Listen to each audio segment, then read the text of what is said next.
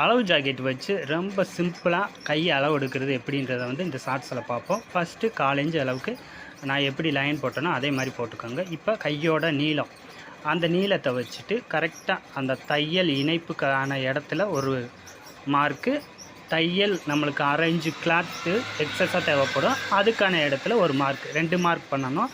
அதே மாதிரி கையோட அடிபாகத்தை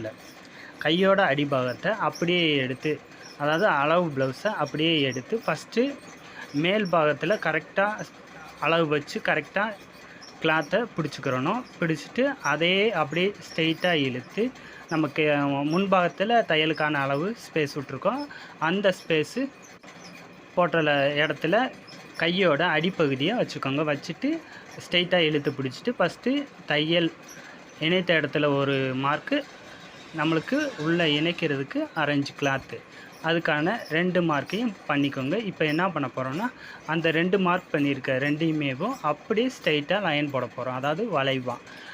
நீங்கள் வந்து மெஷர்மெண்ட் எடுத்து கால்குலேஷன் போட்டு அந்த மாதிரிலாம் ஒன்றுமே பண்ண தேவையில்லை. அளவு ப்ளவுஸ் வச்சு வெரி சிம்பிள், சாதாரணமாக ஈஸியாக உங்களுக்கு புரிகிற மாதிரி நான் வந்து சொல்லி தந்திருக்கேன்.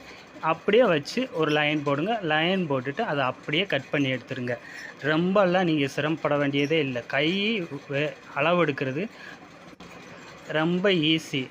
என்ன, நீங்கள் கால்குலேஷன் போட்டு மூளையிலேருந்து அளவு எடுத்து அந்த இதெல்லாம் தேவையே இல்லை. நீங்கள் அளவு ப்ளவுஸ் வச்சு வெட்டுறீங்க அப்படின்னா அந்த அளவு ப்ளவுஸில் இருக்கிற அளவு அப்படியே உங்களுக்கு வரணுமா, நான் சொல்கிறேன் இந்த மெத்தடை அப்படியே ஃபாலோ பண்ணி பாருங்கள். உங்களுக்கு கை கட்டிங் சூப்பராக வரும். ரொம்பலாம் நீங்கள் ரிஸ்க் எடுக்க தேவையில்லை. ஈஸியான முறையில் உங்களுக்கு புரிகிற மாதிரி சிம்பிளாக சொல்லி கொடுத்துருக்கேன். உங்களுக்கு பிடிச்சிருந்துச்சுன்னா மறக்காமல் கமெண்ட் பண்ணிவிட்டு போங்க.